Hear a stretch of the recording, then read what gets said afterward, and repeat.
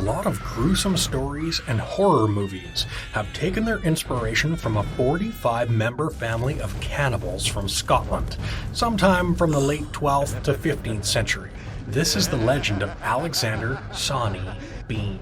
Before we get too far into this story, you should keep in mind the entire thing might have been made up by the English to make the Scottish people look like real barbarians during the Jacobite rebellions. As with all records at the time, they're open to interpretation. Alexander Sawney Bean was allegedly born in East Lothian, Scotland. He was the son of a ditch digger who refused to work. He wound up meeting and running away with a woman of worse reputation than himself, Black Agnes Douglas, who was said to be a witch, and they set up their home in Benane Cave near Ayrshire, Scotland. This cave had massive tunnels that, in some places, were up to a mile in length, and the entrance flooded twice a day for several hundred meters, making it very hard to access. This would be a valuable method in avoiding capture for their crimes, which began with the robbery of villagers in the area. Rather than be identified by his victims and hung, Sawney Bean turned to murdering those he robbed, and here's where the story gets really bad. The Beans decided to add to their menu by butchering and eating the people they robbed. Things went on that way for decades, with Black Agnes having Sawney's children, who would grow up and produce children of their own through incest.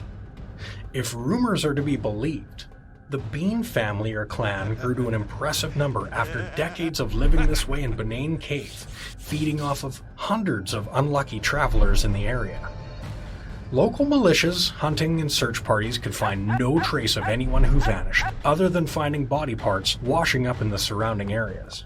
Until one night when the Bean family attacked a man and his wife returning from the local fair. The woman was pulled from her horse and killed, but the man was able to ride off and away from the Bean clan to safety, and the attack brought a large crowd who watched the cannibals flee. The husband went before King James VI, who promptly raised a small army of men and dogs and launched one of the greatest manhunts ever seen. Nothing could have prepared them for what they found in the cave.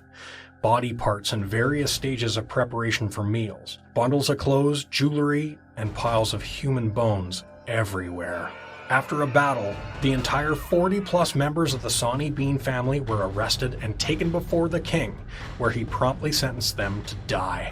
The next day, 27 men of the family had their limbs severed and bled to death, and 21 women were burned as witches, and that was the end of the Sawney Bean clan of Scotland.